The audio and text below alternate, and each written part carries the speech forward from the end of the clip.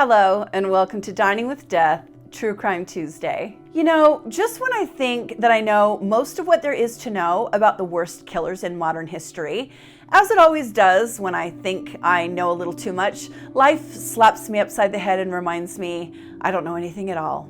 We talk about so many despicable people here. We talk about terrible behavior and horrifying actions. And part of the reason that we are so fascinated with these subjects is because they are, in fact, quite common. People who are not our people, not true crime people, they know about Ted Bundy and the Night Stalker.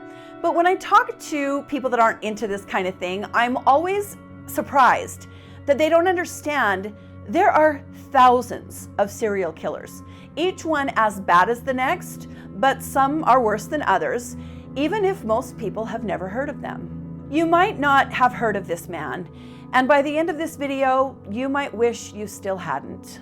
This is the story of serial killer Bobby Joe Long. Let's get into it.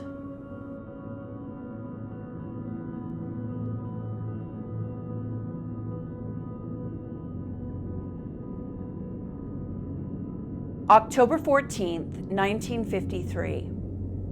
Robert Joseph Long, who came to be known as Bobby Joe Long, was born in Kenova, West Virginia to Joe and Louetta Long. His parents divorced when he was 2 years old, and he moved with his mother to Miami. Bobby was born with Klinefelter syndrome, which is caused by an extra X chromosome. The condition causes excessive estrogen production, and that in turn results in female traits, even in men. When Bobby was a child, he was relentlessly teased and bullied because he had larger breasts. Klinefelter syndrome also causes sparse body hair, unusual body proportions, and small male genitalia, and can also cause, like softer features in men, perhaps something you would call a baby face. A baby face that might make someone look younger or more innocent, less dangerous than they really are. When Bobby Joe Long was a child, and perhaps because of his Klinefelter syndrome, he had a lot of accidents. He was prone to tripping and falling, hurting himself, falling down stairs, things like that. And on several occasions, these accidents resulted in serious head injuries. When he was 4 years old, he almost drowned at the beach when he was pulled under by a wave. When he was 5, he fell from a swing and was knocked unconscious and landed on a stick that skewered his eyelid. When he was 6, he failed the first grade and had to repeat it, and that same year, he was thrown from his bicycle into a parked car. Several of his teeth were knocked out, and he was diagnosed with a severe concussion. In 1961, he was hit by a car. Later that same year, he darted out into the road and was struck by a car again. That time he lost more teeth and was left with a deformed jaw. He once fell off a pony and was dizzy for weeks. He fell from a fence and had stitches. It's kind of a wonder he made it to adulthood.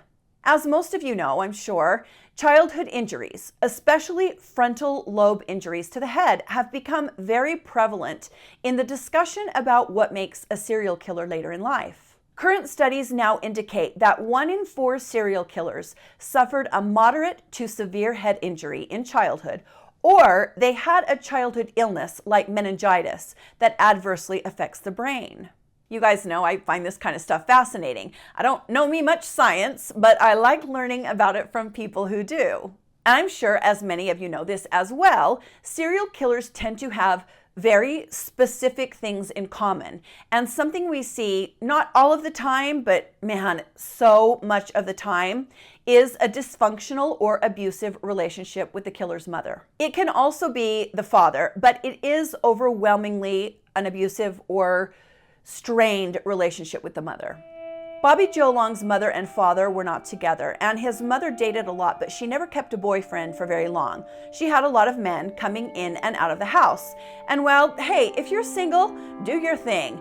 But we're finding out that if you have kids and you do that, it can have adverse effects on your children. In fact, Bobby Joe Long insisted on sleeping with his mother, and experts have hypothesized that he felt, obviously, if he was in the bed, she couldn't have a man in there with her. She wouldn't be bringing a man home with her after she finished working her late night shifts. Bobby resented his mother. She was gone all the time, and he resented her multiple short-term boyfriends. But of course, he also loved his mother, maybe a little too much. He slept in bed with her well into his teenage years. His parents got back together for a short time, but then separated again. And his mother got a dog that she apparently doted on. When Bobby was 13, he shot the female dog, and killed it, and told people that he hated the dog because his mother fed it filet mignon while he was fed hamburger. So, like many serial killers we see, he was raised by Mother of the Year here. Around this same time, Bobby met Cynthia Bartlett and they fell in love as teenagers. Only then did Bobby stop sleeping in bed with his mother. He confided in Cynthia that his mother embarrassed him because she wore sexy clothes and has so many boyfriends. I just want to skirt here for a moment. The issue is not the clothing, okay? Let's be very clear about this. The issue is about the way society treats women who dress how they want and maybe show a little more skin than other women. Bobby wouldn't have been embarrassed by the fact that his mother wore more revealing clothing if people didn't make him feel embarrassed about that, okay? So let's just stay on track here in 2022. We don't blame clothing or behavior or going to a party, things like that, for other people's bad behavior, do we? No, we do not. You're getting the mom voice. Bobby and Cynthia seemed to be good for each other. They were protective over each other, and Bobby told Cynthia that his mother was going to get surgery for him to remove the excess breast tissue that he had due to his condition. And he did have that surgery in 1967. That same year, he and Cynthia started sleeping together. And for a while, Bobby seemed to be doing a bit better. But then he was caught stealing a car with a friend when he was 15. When he was 17, he was arrested for stolen property. He dropped out of the 10th grade twice and started working as an electrician's assistant. As Bobby changed and matured, a hatred for his mother began to grow inside of him, and at times he acted out violently towards her. He tried to re-enroll in the 10th grade a couple of times, but each time he was expelled for bad behavior. That's the answer, right? A kid with head trauma, struggling in school, throw him out. No help, no assistance, no social programs. We sure get a lot of things wrong, don't we? When Bobby was 18, a girl accused him of bad things, but the charges were dropped because the police determined the girl was lying. He enlisted in the Army to get the Army to pay for training on how to become an electrician, and he was stationed in Miami. On his days off, he would party and drink, and he once received 7 motor vehicle tickets in one day. He did finally earn his GED while in the Army, and when he was 21, he and Cynthia were married. It really feels like at this point he was kind of teetering on what could possibly be a normal life, but a normal life just wasn't in the cards for Bobby Joe Long. When he was 21 years old, Bobby was riding his motorcycle and he crashed into a moving car. He was very seriously injured. He had injuries to his head, shoulders, and leg, and he spent months in the hospital. At one point, the doctors thought they might actually have to amputate his leg because it was crushed so badly, but they did end up saving it. While in the hospital, Bobby's sex drive got out of control. And this is not uncommon with head injuries. You know, people can have personality changes when they've got a serious head injury, and changes in the sex drive can be part of those changes. The nurses hated tending to Bobby because 5 or 6 times a day, they would walk in on him when other people really don't want to be in the room. And then they also noticed that he was always trying to get Cynthia to have sex with him in the hospital bed. He was discharged from the Army due to the injuries in this motorcycle crash, and he had a small pension, so he didn't really have to work full-time in order to support himself. And Cynthia also worked, so that helped. Sitting at home with a lot of free time, Bobby Joe Long decided to start placing ads in the classified section of the newspaper to meet women.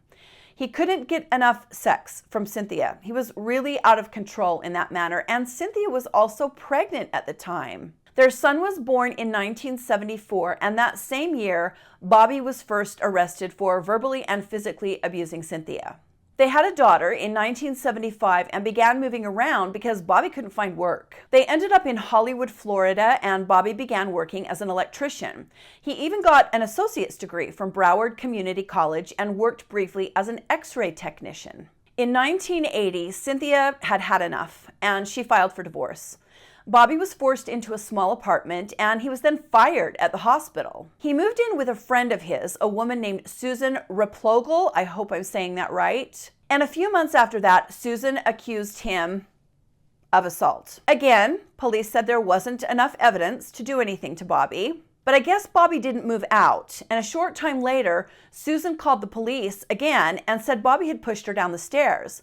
And this time, charges were filed, but it was just for a misdemeanor. Then in 1981, Bobby was arrested and charged with sending obscene material to a 12-year-old girl in Tampa. Police had evidence of phone calls traced to Bobby's house, and he ended up pleading no contest to that.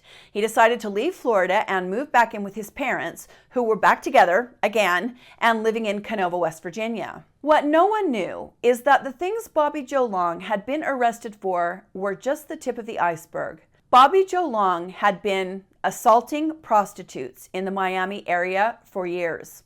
He was violent, and he had hurt several of them very badly.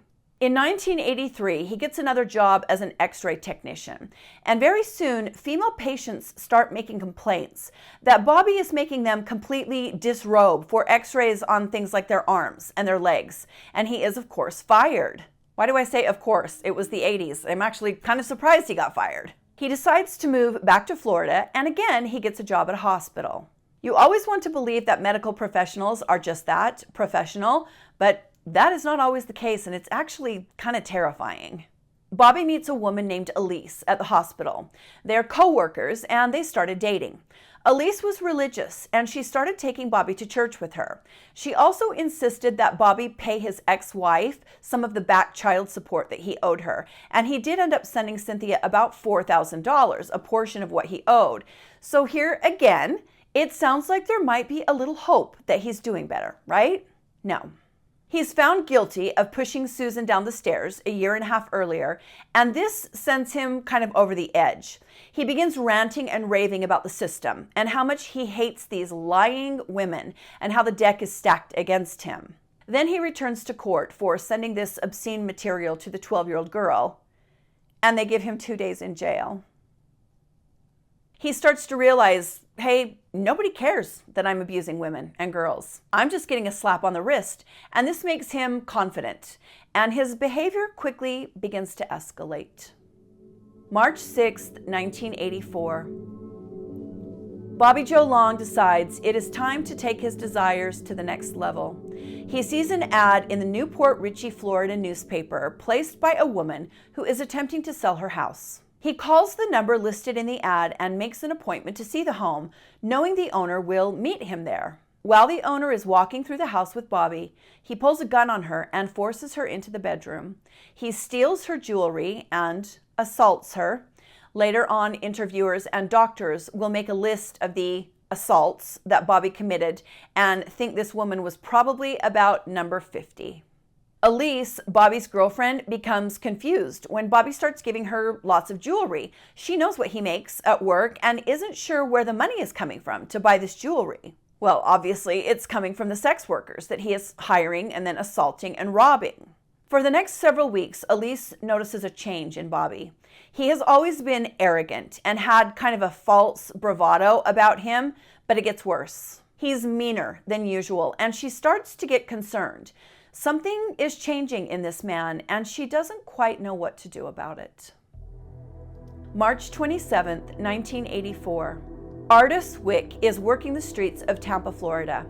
Bobby Joe Long pulls over and picks her up. Their encounter goes badly, and even after Artis is assaulted, Bobby is not satisfied. He is angry at this feeling of not being satisfied. What he's been doing for quite a while now isn't working for him anymore. It's not enough anymore, and he decides he's going to try something new. Bobby puts his hands around Artis Wick's neck and strangles her. Bobby Joe Long has just committed his first murder, and poor Artis will not be found until November of 1984. A month later, Bobby abducts Mary Hicks at gunpoint as she's driving. Bobby somehow gets into Mary's car, it's a little Jaguar sports car, and holds the gun on her as they drive. Well, Mary is not about to let Bobby hurt her, and she guns the engine and drives the car straight into a corner, crashing the car. She runs from the vehicle and gets away and is later able to identify Bobby. So he's done, right? Now he's caught, correct? Hold on to your hats, my friends, because Bobby Joe Long doesn't get a day in jail. All he has to do is pay to repair Mary's car, and he gets probation for kidnapping and carjacking at gunpoint. Like, sometimes in these older cases, it's just, those details are too much. They're too much, man. Bobby then finds out that his girlfriend Elise was having an affair with another man, and he tells his mother that there are no good women in the world, and he hates them all. He finds another job as an electrician and continues picking up prostitutes and hurting them. In May of 1984, 20-year-old Gwen Thai Long, who went by Lana Long or Peggy Long, I'm going to call her Lana Long today, was walking home from work. Lana was trying to make some changes in her life. She had recently quit her job as an exotic dancer and had been going on job interviews. Bobby picked her up, telling her he would take her home. And I cannot begin on this platform to tell you what he did to this poor woman. Like, I can't even tiptoe up to what he did. There's nothing I can say. And a really sad detail to this particular murder is that 2 boys found her while they were flying plastic homemade kites on Mother's Day. What they saw, I mean, I doubt back then they got any counseling, but they would have needed it. About 10 days after Lana's body was found, Bobby is again fired from his job as an electrician because his boss had been receiving complaints from female customers saying that Bobby had been incredibly rude to them and aggressive, cursed at them, and been very unprofessional. And then the boss found out that even his male coworkers were uncomfortable around him and were shocked at the kinds of photos he kept in his wallet and would just openly show people. This guy was a creep. A few days after he is fired, Bobby picks up 22-year-old Michelle Sims as she walked along Kennedy Boulevard in Tampa.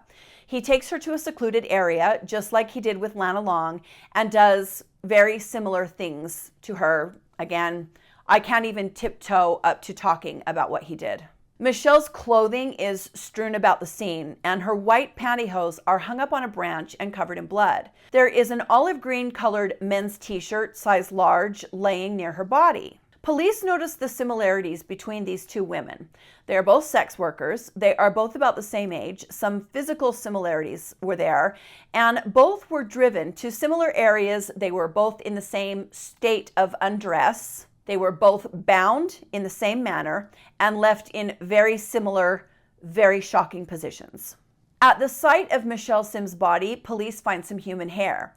They find a bare footprint, and they find some distinctive red fibers, little short, they thought they were carpet at the time. And there's also some tire tracks. They also find semen. At this point, authorities are quite sure they have a serial killer working in the area, but they had no idea just how dangerous he was or how many women he had hurt. June 8th, 1984. 22-year-old Elizabeth Ludenbach was walking home in the late afternoon Tampa sun. She wasn't a sex worker, just headed home from a factory job. Bobby Joe Long pulled over and offered her a ride, and she accepted. Bobby drove Elizabeth to a secluded area and pulled out a gun. Elizabeth was assaulted there, and then Bobby drove his victim to an orange grove in Brandon, Florida, where I can't tell you. For some reason, after the second assault, he allows Elizabeth to get dressed, and he tells her to get back in the car, but Elizabeth cannot stop crying. Oh, I hate this part. And the poor girl, Bobby gets annoyed with her crying. And so he takes out his rope, which is part of his signature at this point, and makes it so she can't cry anymore. He dumped her body in some bushes, and he took her ATM card. He found where she had written her PIN down and then spent the afternoon driving from ATM to ATM, emptying her account. Elizabeth was not found for about 3 weeks, and in the Florida heat, there was only about 25 pounds left of the poor thing. No one has any idea how many women were hurt or killed that summer in Florida. There is just no way of knowing. 2 of the victims had been dancers here at the Sly Fox Lounge on North Nebraska Avenue in Tampa. Police had begun a daily routine of sending officers into the streets to warn prostitutes that there was a serial killer on the loose. They handed out their business cards and they told the women to contact them if they saw anything suspicious. They strongly advised that the girls stop working and go home, but as we know, that just isn't an option for most of the women in that life. On September 7th, 1984, a man calls the police and tells them that one of his reliable employees, Vicky Elliott, who worked for him at the Ramada Inn coffee shop, hadn't come into work, and he was worried. The police go to Vicky's apartment and they find an airline ticket Vicky had purchased to go home and see her parents. And that let them know that Vicky didn't just walk off. She had this ticket that she was planning on using in a couple of days. And after she doesn't turn up, they realize something bad has happened to her. While they're looking for Vicky, Bobby is fired again from the hospital he's been working at part-time because his female coworkers cannot stand him. And some of them actually say they're going to quit if he isn't fired. He meets a woman named Ruth Allende, and they go on a few dates, but Bobby also continues his other activities. On the night of September 30th, 18-year-old Chanel Devon Williams was walking home late at night after working the streets that evening. Bobby picked her up and beat her mercilessly. He assaulted her, and then he beat her some more. She was then shot and shoved from the moving car and was found a week later. Of course, I am skipping over a lot of details here, but this is the nature of this platform and it's only getting worse. I can't say things here that you can see on the noon news, so I'm sorry that I can't share scientific details with you. I don't even like to get explicit or say super graphic things, but I feel like words with actual meanings are kind of important. And I feel like telling a victim's story is also important. And I'm hoping at some point we can get back to some form of balance here. On the same day Devon's body is discovered, Bobby kills 22-year-old Kimberly Hops, who was known as Sugar on the streets. Her body was not discovered for weeks. Karen Beth Dinsfriend is killed on October 13th, 1984, and she is found on the next day. Then on Halloween, the mummified body of Kimberly Hops was found. November 3rd, a 17-year-old girl is riding her bike home from her job at Krispy Kreme at 2:30 in the morning. The 80s, man. If kids today, like people in their 20s, knew what the 80s were like back then, people just did not watch their kids. That wasn't my personal experience because I lived in a really small, really strict town, but my experience was not the usual experience. Bobby Joe Long sees this girl, her name is Lisa McVeigh, and he literally snatches her off her bike by her hair. He assaults her in the car, but then his behavior changes very drastically. He takes Lisa home to his house and he tells her that she is beautiful. He attempted an act that hurt Lisa, and so he stopped. He actually took all of the bullets out of his gun, so if he suddenly felt compelled to shoot, he wouldn't be able to. He was being nice to Lisa. I mean, not really, but you know what I mean. He forced Lisa to shower with him, and then he blow-dried her hair for her. He made her a sandwich and told her that he wished they had met under different circumstances. Ugh, yeah. Like this young girl would want anything to do with your dusty, crusty, nasty old ass. Ugh, I get so disgusted with some of these guys. For some reason, Bobby decides he's going to let Lisa live. He blindfolded her and he gave her instructions. He told her to tell the police that her abductor was a black man, because of course he did. Of course he's also a racist on top of everything else. And he told her to say that this black man had long greasy hair and a pock-marked face. Bobby put Lisa in his car and started to drive. On the way back to Lisa's house, Bobby stopped at a bank and he stepped out of the vehicle for just a moment. Lisa was smart and she takes that opportunity to kind of peek out from under the corner of her blindfold. Lisa is able to see that the color of the car is maroon. She recognizes the bank that they are at and recognizes the Howard Johnson's hotel across the street. And then she sees the most important clue, the clue that ends up cracking this case, the word Magnum on the dashboard in front of her. The car she is in is a Dodge Magnum and she knows it's maroon. Bobby drives Lisa to a parking lot and gives her a kiss goodbye and says, "Take care." That makes my skin crawl. It's 4:30 in the morning at this point. Lisa runs home and wakes her father, and they go directly to the police.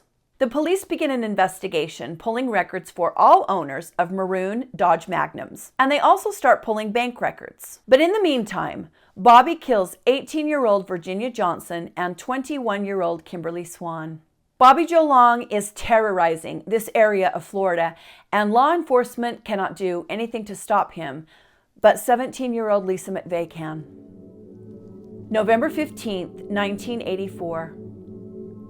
Bobby Joe Long is pulled over by a police officer because he is driving a vehicle similar to the one described by Lisa McVeigh. Bobby later said that he felt he had been caught, and a wave of relief washed over him, but he was surprised when all the police did was take his photo and let him go.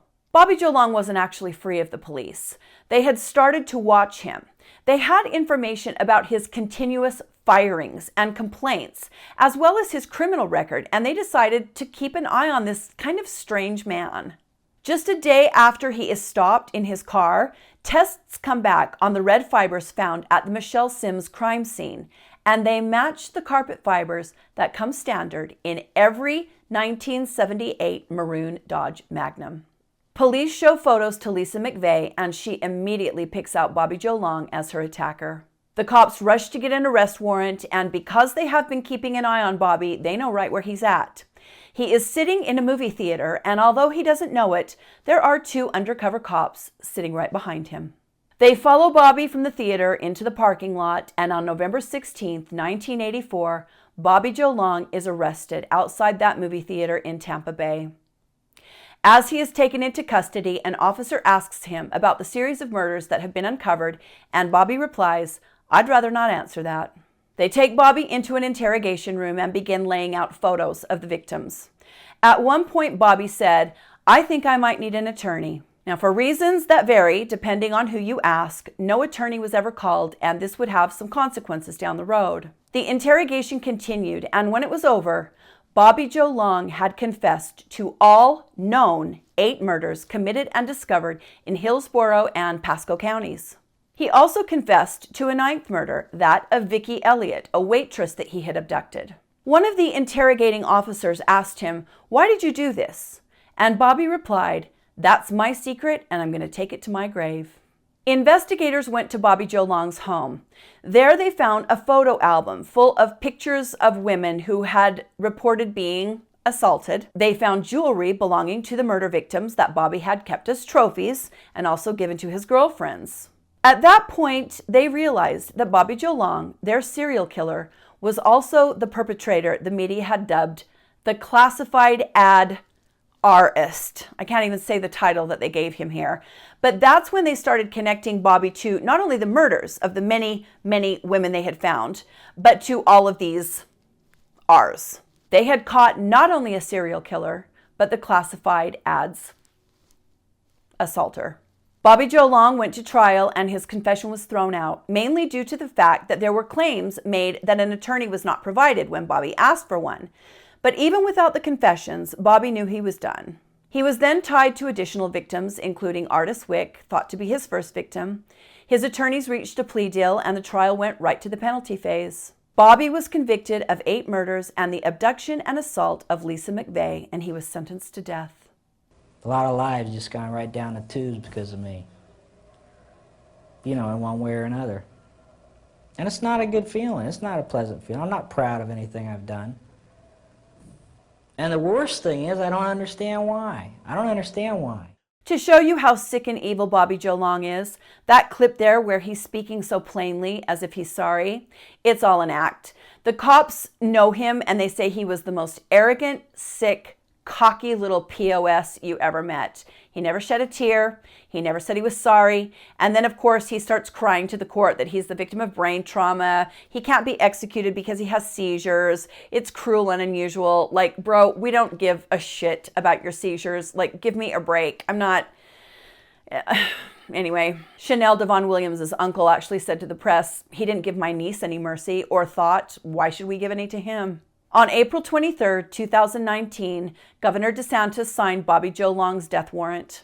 A month later, he was taken to the death watch cell, given his last meal, which I'm going to show you on an upcoming episode of Dining with the Damned, and was then strapped to the gurney and given the lethal injection. He was pronounced dead on May 23, 2019 at 7 p.m. My heart goes out to all of the victims and their families. We will never know how many people this monster hurt or how many he killed. I feel for these families because they'll just never have answers, and there are so many more that don't even know what happened to their loved ones. But I hope everyone is doing their best to navigate the wake left by this sorry excuse for a man, Bobby Joe Long. Thank you for joining me today on Dining with Death, True Crime Tuesday. Hit the like button if you liked the video and subscribe to my channel if you want to support me. It does help. You can also support me by joining my Patreon. Stay safe, my friends, and be kind to each other. And I'll see you next time on Dining with Death. Bye.